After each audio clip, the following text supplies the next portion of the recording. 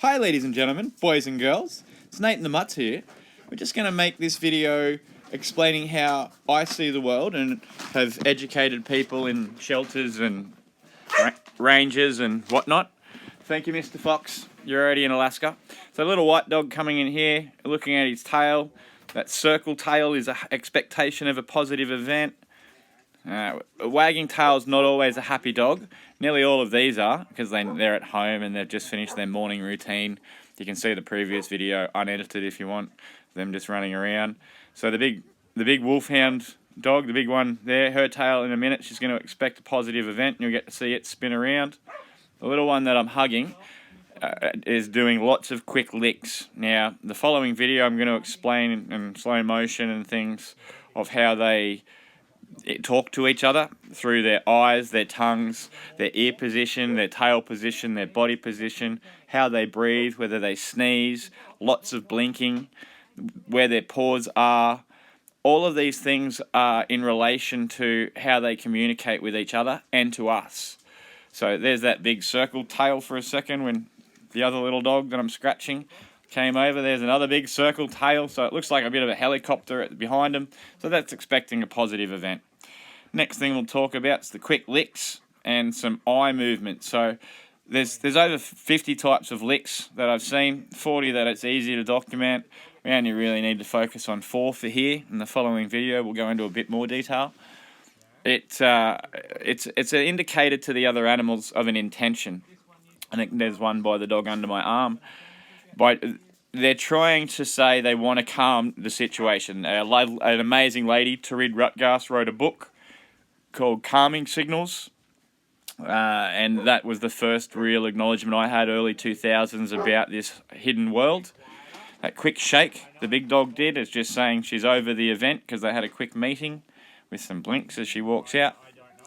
Any tail that stops moving because their tongues, that really quick little one's indicating that they're concerned. So you see this one. Now that's a different type of lick. That's trying to lick me.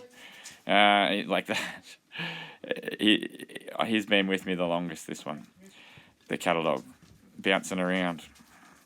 The other one just ran out of the screen. He needs a double hip replacement. So by the way they lick, whether it's just peeking out really quick, means they're under a high level of stress. Stress can be a positive and a negative, but they're under a situation at which they want to interact, but they're concerned. So then there's the lick that comes up over their nose and just goes pretty much over their nose area. That's basically saying they want to interact. The following lick after that is coming up over their whiskers, not all the way to the back of their mouth, but to the sort of where their whiskers go on the side. Just the big dog did a big lick. That's the next level. So when it gets just past their whiskers, that they're trying to interact and they want to do something. They're still a little bit concerned, but they're a lot more relieved. This little black dog that's near my face right now, you're going to see lots of little quick licks. He's highly anxious in interacting.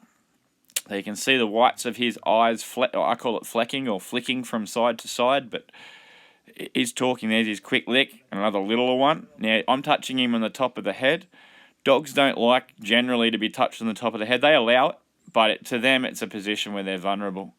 So I'm just actually calming both of these dogs down at the moment because they're all starting to run around and be a bit hypo. Now they're allowed to, but the little Merle one that I'm asking to sit down or move down, she just is learning how to play properly. She runs near the other ones and bites them on the face or nips them.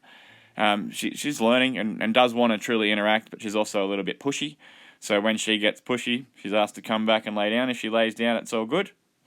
She's just given a yawn and one of those, well, there's 2 licks. She gave a one initially up over her nose and then a really quick lick one as well from when I touched her. So her ears at the moment are in there's a big lick saying she wants to interact, which is the last one. It looks like they're drinking water. So their ears tell a lot of information if you look at their tongue first and then their position of their ears. So that little black dog laying upside down, we're going to get this in slow motion and up really close later. But this is sort of how I see watching this video with all of the other animals. Now, even the wolfhound laying down there is actually talking and communicating. When other animals come in, have a look at the position of her eyes. They use their eyebrows. For ones that don't have it, it's the formation of their eyes, or the whites. They call it whale eye.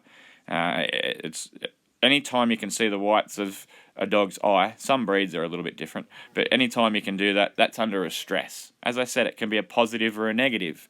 So what I mean by that positive or a negative is right here. This dog, the both of them, they're happy, but that's something outside of their normal homeostatic base normal levels. So that's a stress on the body, whether it's a sad thing, or lower out of those levels, or a happy thing, or a higher out of those levels. It's still outside of the norms. So that's when they flash their eyes, the whites of their eyes. Also when they use their tongue. Now, a tail in the air means beware, not moving. I mentioned before that not all wagging tails are a happy dog. When some other ones come back in, I'll show you those. So any tail that stops moving, the higher it is, the more cautious or assertive. The word aggressive really is overused. Dominant and all these other things. Yes, they are at times, and assertive and dominant and aggressive. Also submissive. So right here with the little bull terrier, Angel's her name, laying on the ground. So when she has her leg up like that, I call that a chicken leg, at the back and the front as well. So that's them saying that they give up, or they're willing to submit, or that they want to be friends, and they don't want to continue to be assertive or even neutral at that stage. So don't try not to touch them too much until their leg starts to subside. So as soon as their leg touches the ground, they're confident enough. So I just sat there. When her leg touches the ground, she's confident enough to not have to say, I give up. So she was trying to wag a tail and my foot was in the road there. So I just moved now to another spot, giving her a quick touch to let her know. Now her foot's on the ground. Good girl. So therefore, she now gets that positive. If you reward them, as silly as this might sound, whilst that chicken leg or one leg is splayed in the air, it's sort of rewarding a negative behaviour. Another, random thing is that I learnt from another book, and speaking with an amazing gentleman, Martin McKenna, the dreadlock dog guy. He's got a couple of books out. He mentions about interacting with them, and he grew up, he's in Ireland with dogs in a pretty bad situation. Definitely worth a read. Both of those, Calming Signals and the dreadlock dog guy. So basically, touching them under the chin indicates, especially when you're meeting them initially, it's not so much I've sort of altered everyone's information and created a way that works for me. I'm saying I encourage you all to do the same. So when you touch a dog underneath the chin for the first time or things along that line, you're actually sending it probably the wrong message. Same as I mentioned they don't like on the top of the head, that's the wrong message as well. But by touching it underneath the chin, have a think for a second about where puppies, submissive dogs, and dogs that if they're trying to say sorry and things like that to another dog, have a think about how they first interrelate or come back and connect or meet each other again.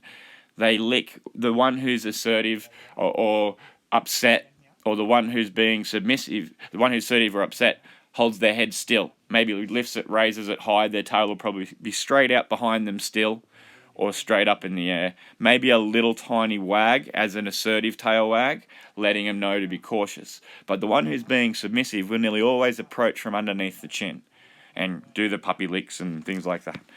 It's also a puppy gesture, which stimulates when they're real babies to make mothers regurgitate food and things like that too. But basically, when you learn their positions on what they're doing, little bull terriers, as I'm learning more and more, have no personal space. The little tan one here, his name's Luke. His naughty word, whenever they're naughty, each of these dogs has their own individual word. He's just giving some of those calming signals. They have their own individual word to go to a timeout or a reset spot, so they can all learn to interact. And that way, if I say no or don't, they don't all go, oh, is that me? And they can all continue doing whatever they're doing and know that behaviour is being addressed when the dog's being silly. They all watch whichever one's new or misbehaving and things along those lines, and they see what happens with the punishment. I use an isolation method. Initially, if they come and lay down and be good and stay there, that's fine. This little white one is going to be now in Suki mode, so have a look at lots of his licks. That little tiny flicking of the tail, that's a very submissive, I want to be your friend. When he offers a paw, that's pawing. There's 4 or 5 different types of pawing. So it's always wanting something, whether they're scared, they're worried, they want to play, they want this, pay attention to me. Right now, it's a submissive gesture. Now he's saying, I want something. Lots of those lips, lots of blinking, trying to calm the situation. Whenever a dog's blinking, they're trying to reduce stress. Whenever there's no licking, it's not always bad. Whenever there's lots of licking, they might have been drinking water or eating food. So this is his sucking up or apologising and things to me for jumping on the table. All the other dogs in the background are also doing their licks, and there's 4 types of yawns. When they did, there's Cody, the big wolfhound, next to me, just did one then. So there's a yawn where they have their tongue curling and comes out. Now, if they're showing their tongue to the other dogs to indicate that they can't bite them at that time, when they're yawning, there's an organ at the back of their throat. And when they're yawning, they definitely can't bite them for an even longer, shorter period. It's only a short period, but a longer period of time than when the tongue's just peeking out. There's an organ at the back of the throat, Jacob's thing, sniffing and Jacobson, and that's how they use scenting. So you might occasionally hear a noise clicking or things like that. I tried to make it. Sorry. But yeah, so that's when they're using their scent organs. And sometimes you'll see them puffing their cheeks as they're doing this, opening their mouth or chuttering or moving their jaws really quickly back and forward, sort of like shuttering. I call it chuttering, sorry. So yeah, so with their yawning, if they're yawning because they want something, they want to play, they want to reduce stress, they want to chill the situation out, they want to initiate. You'll notice a lot more with your dogs when they're doing these things and why. So little Luke here and the banjo, the cattle dog on the ground. Little Luke's he's got lots of licks here. His tail's in the air there. See how it's still? He's cautious. He's waiting to see what was going on. Now it was a positive, but it's don't get near me at this time. The other little Merle dog that's about to end up in my lap, I call baby dog or Neptune. So he's got 2 hips that need replacing, and thanks to COVID, we're still in the process of figuring out how we're going to do that. Yeah, so the licking and the blinking, the tail being still, the pawing, the yawning. When they shake from head to tail or when they shake off quickly, that's telling the other dogs or humans or whoever's around that they're over the last event at that second. When they stretch from front to back, that's a greeting. The bigger the stretch, the bigger the hello, and generally with known expected people or meeting. Yes, they might be sleepy or tired. With every bit of body language, just like in people, there's always an X factor. So if they're licking lots and their tail's still and they're near a water bowl, they might not be the same behaviour as if there's no water bowl and there's another dog they don't know approaching them and you're in a dog park and their tail's still and they're looking lots and there's whites of their eyes and they're trying to avert. What I do then is give the animals something to do. So when they're stressed out, first of all, acknowledge, and we all know that what your dog's looking at, we can figure it out. But there's also some other special things for people who don't have dogs, called body line. If you have a look behind the dog's head, across its shoulder blade, and from where its tail is, or like if you can stand next to it or behind it, you get a pretty good line or an arrow of where they're going to be pointing at. So where they're looking or interacting, that X factor is always important. But the main focus is it's a whole picture. They can change in a second. The licking tells you that they want to interact. They want to reduce stress. That they have a desire for something. When they're same as pawing, same as a lot of the the tail positions and the ear positions are actually saying a very clear positive, negative, or ambiguity. If you've got, and there's all different various types of ears, but if you've got a dog that's got pointed pricked ears like a German Shepherd or a Border Collie, things along those lines, when they hold their ears flat at the top of their heads, or like the two dogs I'll zoom in on now, hold their ears flat across the top of their head, like an aeroplane ears sort of thing, that's ambiguity. They don't know what's going on or what's going to happen. They're all making a decision.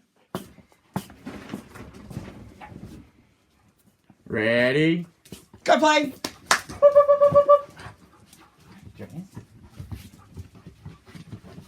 Go play! With baby dog, Neptune here, you get to see his licks, his eyes, his ears sort of moving. He's really a baby dog.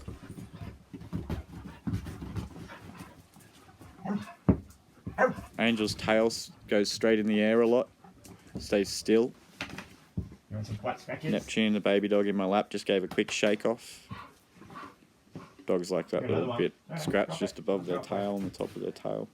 Butt scratching, we call it. Good right hook. Ready? Sorry, baby dog. That was my fault. No. Click. Thank you. In play mode now. Did he activate play button, did he? Okay, Benji. Benji. Go play. Come here. Very good. I know. Don't nip me. I know you thought it was the puppy dog, well you probably didn't. I'm going to lay down. You want to hop up here? Turn around here. Go. Pause. Don't look me in the face. Pause down there. Eyes. Eyes. Eyes. Ears. That's much better. Teeth. Your teeth. Another thing with the tails of the dogs is and the licks is the speed, the duration, the repetition. So how they wag their tail indicates a lot of information. Right there, the little one right in front of me. That's a lot happier. There's a caution one that looks very similar. Now, if you watch any police dog shows or things where dogs are chasing people or just about to bite and things, they also will actually be wagging their tail. So the licking and the intensity of the tail, the position of the tail, anywhere straight out behind it generally means they're busy. Anywhere lower than that, there's a position like 45 degrees, or from the butt, the back, the rear end of the dog on pointing towards the ground is generally a good position. If it moves really slowly or flicks at the end fast, that's generally a level of stress. I direct them or give them something to do. So if there's a dog that I'm just meeting or a dog that I know and they've got any of these stress indicators, calming signals, interaction intentions, whatever words people want to use, they are all great words. A lot of the times it gets a lot convoluted, mixed up, because people focus on words. So the way that all of these things occur, once you understand how to ride a bike, how to program a computer, how to drive a car, you understand how to do that. And that's a memory that you learn. Once you understand how to read these dogs' body language, you'll also understand. So I'm seeing the ones in the background, there's some tails being cautious, but they're all pretty happy. The big wolfhound here, she thinks she's a lap dog, which is fine. So once again, she has to live on a chain for 6 years, couldn't be near any other dogs. So I'm teaching them how to use their teeth. I give a word, nibble or whatever. So baby dog on my lap under my left arm, and her, because of his hips have only really got bad in the last 6 months. Yes, he's overweight. Not all of them are, but we have food 24 hours a day to take the food thing out as a resource. Mentioned, I believe. The happy tails moving around, positive links, off they go. So the springtime, summertime diets are underway. So when Cody and Neptune sort of play, she's just a little bit big, and because she puts a paw on his back, just trying to play, it puts stress and pressure on there. So yeah, so he gets a bit frustrated with her. They still do play. Little one down here that I'm with, he just used to have an issue where he didn't like to be told what to do, and he'd change from being friendly to assertive. And he did have a bit of a bite incident with an amazing rescue group who tried and went to some trainers and vets and some other things, and we've got a situation here in which they can actually listen. So this little white dog, I'm holding his neck across here, they don't like that. You can see lots of calming signals from him trying to move away and doing things. Now, instead of just the one leg being flipped upside down or things mentioning the chicken leg before, the dog I'm scratching its belly of, Lulu, actually has a full upside down wanting a belly scratch. It's not just that one leg flicked up. So that's a difference. There's about 5 or 6 different ways of laying upside down, up to 12 in reality, all of which good shake off then, saying she's over the last event. Lots of licking, blinking, quick circle tails.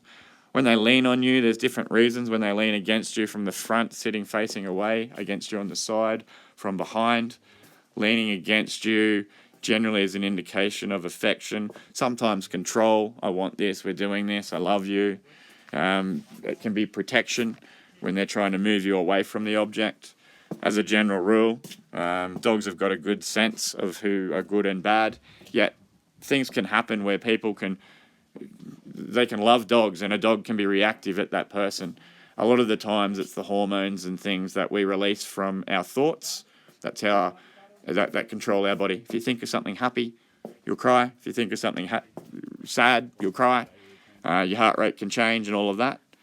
So this next one is some slow motion video of the animals interacting, and hopefully zoom in a little bit on those licks and doing it for you. There's some here.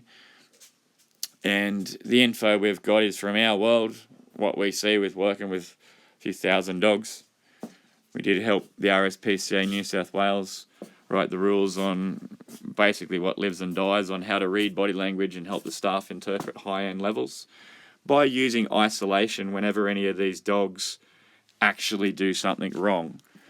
And their special words. So the one laying on the dog bed in the ground, Angel, her word is Wilson. So if I say the word Wilson, that doesn't affect any of the other dogs. She gets in trouble. If she's staring, if she snaps at one of the other dogs, accidentally jumps on them or whatever it may be. Excuse me again. If all the other dogs know, she's going to go to isolation for 30 seconds or lay on the mat or have an area where she's then under control, they don't have to respond. So you can see lots of licking in body language here. It's the first time I've actually seen this, doing it in slow motion. I hope you like what we're doing. Sorry that it might sound a little fast, but there's just watching it and talking as it is. There's lots of information to learn. The next one we're going to be a little bit more slowed down with the information and slow motion things along this line. It's really easy to see when it's slowed down and you've got a bit more of a recognition to be looking for indicators, or you can see things in a different light on how often they actually communicate like this. Now, having the 18 different ear muscles, and there's different variants, but generally in the dog's ears, there's well over 20, but 20 general ear positions that they use. Dogs also use the left and the right sides of their brain. The left side is generally cautious, apprehensive and things. The right side is more problem solving and whatnot, same as people with different sides for different purposes. Their tail indicators. Now, don't look at this and think, oh, the dog's tail's moving to the right. It's all right every single time, or to the left, look out, but when you're doing very, very high level and looking at just that first movement, there's probably 15 to 20 other movements that are going to occur, but there is a left or a right tail bias. Left being look out, as that's using the right side of the brain. So I might have got that backwards, but left look out, so the right side of the brain is releasing adrenaline and fight and flight response.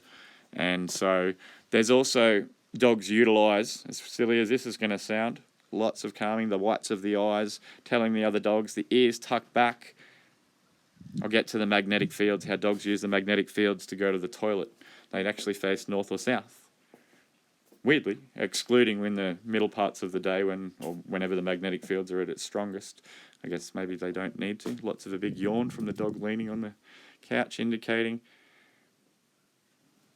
There's the lick following it, with the other dog responding with their tails. So they're all responding for the other animals that are running around and talking to each other and talking to the other animals, telling them whether they want to interact, whether they're happy, whether to stay away. And by looking at your dog or the other dogs in the dog park, you're going to have an understanding. Now, this is the one that's highly stressed, assertive. Assertive's not the right word, sorry. Stressed, hyperactive. He's worried. Basically, he doesn't know what to do. In his eyes, is the bottom, or the one who gets sort of other dogs go near him, he's the one who moves. You should fix that and get the other whichever dog's there first is there first. Yes, there's a thing of the alpha, the favourite, the dominant, the best, whatever. All that's fine, but that's not really. If you've got one kid on your lap and another one comes and jumps on, you don't throw the first one off. You say, wait a minute, wait your turn. Or there's a spot there on the other knee, whatever it may be. Same with the animals. So basically, again, we've got a full upside down from that dog there. Yes, they all need a diet, I'm aware. We're already doing that. Anyone wants to send puppy diet food, send it to Tabulam, Northern New South Wales, 2469 postcode. They'll get it to me. But any diet food or puppy treats or toys, we're happy to take. We'll show videos and do other stuff if you want. Most people don't. So we're looking here at the first interactions. The ears being tucked back against the head, as I was saying before, is a sign of submission, yes, caution. They'll do it just before they bite because they want to restrict the things that can get hurt.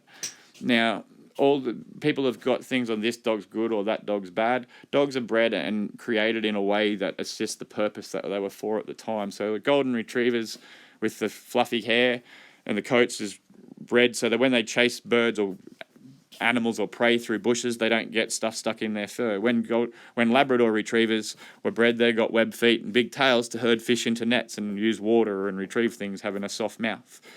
German Shepherds were bred to cover the most amount of distance whilst herding with the least amount of effort. The markings on their face were also then altered and changed from, there's two different types. There's the old Alsatian, which is from southern France and things, but generally the majority are German Shepherds or Belgian Shepherds or things mixed in. But the markings on German Shepherds' faces is to make their eyes, their ears, their teeth and things stand out, same as a lot of other dogs that have been used for herding. So each dog has its own purpose. So when dogs tuck their ears back, that's generally saying that they're submissive or really assertive. They also do it as puppies. So they're puppies, they will get a calcium spike and 9 months, give or take, whatever breeds and things. But at about 9 months, where their canines come in and they start to be real dogs. And so their ears can then pop up and they can then start to display their full body language and behaviour. So by having their ears pop up, they can then really talk. But if their ears are flat down, they're not seen as being, because they're silly and they'll do the wrong thing. If their ears are flat or down and they don't have canine teeth, dogs flash their teeth and show things of intent as well. So their ears won't pop up accidentally and get bitten by a big dog, misinterpreting that information. So when the dog's uncertain, cautious or apprehensive like this little one has been, I just give him something else to do, ask him to come back, sit down, touch him on the side of the face. You can see his ears going backwards and sides and his eyes and the flecking and the ears. Breathing changes. He wants to interact. I've touched him on the other side and now I'm giving him somewhere to go. So because he didn't know, now dogs that are really, really stressed and don't know you won't lay down. Once they lay down for you, they trust you. So they also, baby dog and him, because Neptune, the one walking in, has the sore hips, and he's sort of the lower end, or the one who has to move per se, whatever you want to fit it in, he gets worried. So you see there's minimal licking or doing it. His mouth is very tucked. You can have a puckered mouth, like a pouty mouth, or puffing of the cheeks, and all of these are different indicators that I'll explain in an aggression or assertive or dog handling video at another time. But it's a totally different thing. The wolfhound over in the other corner has got a big yawn with her tongue curling. And that's as a result, saying to the other ones there with a quick calming lick, saying, yep, I want to interact, and a nice quick tail flick. So that's as a result of the black dog having those stress signals being sent out from interacting with the merle dog or baby dog. I've got him near there, giving him something. I've got myself in between the two of them, so he's trusting. You can see his body position there starting to move away. So I touch him and give him a direction, so it's okay for something for him to do. So he's choosing not to, so I give him a quick touch and offering him, showing him what I want. When he's uncertain, I give him a direction. Come over here. Come near me. Now he's still cautious because of the other dog, and if you notice, the wolfhound once again giving those calming signals. Now when dogs understand thoughts and things along those lines mentioned briefly, if you think about that your heart increasing when you think of something exciting. If you're at a sporting event, a music event, a family event, an educational event, a peaceful oasis, whatever floats your boat, whatever makes you happy, that's as I mentioned, something outside of your normal homeostatic levels. So those hormones actually alter your body inside. And they're released from your hypothalamus and your thyroids and other glands and things inside of your body. So that's how dogs can tell whether people are going to have fits or heart attacks or seizures or anxious or things along those lines. It's also the same as when people say, the dog, no, they did it wrong, that was wrong. Sort of. Maybe, if you've shown them and given them a full, true understanding of that's right and that's wrong. Generally what happens is when we see the thing they've chewed up, done wrong, dug hole, jumped out, whatever the issue is, and we look at that object and those hormones, our heart, our things change instantly. If you see a photograph of someone you love or a place you've been to that really brings back positive memories, that's going to give you that instantaneous massive surge of oxytocin, adrenaline, testosterone, whatever hormones you want to throw in there, dopamine, all of these things that change or alter your chemistry within your body. Same with dogs. When we pat them, there's been studies for years, luckily, that about us patting them reduces your heart rate, your stress, your things. There's actually works both ways. When you pat dogs, they get the same or similar benefits. So they have the same hormones that are being released into the air when they're stressed. That's why some dogs will react at one person because they've had a bad situation. You can semi-trick, mind hack your body by, if you're scared and you're crouched down or sitting in a corner, imagine you've got a book on your head. So like directing the black dog something to do, when you're concerned or worried about a dog, or your other dogs, you direct them something to do. You get them confident or somewhere where they're comfortable. So imagine you've got a book on your head, so you stand up or you sit up nice and straight, pull your shoulders back, and inside of your body, you think of something really positive, and that dog will sense those feelings. Good shake off there. And that's how we do it. Hope it helps. See ya.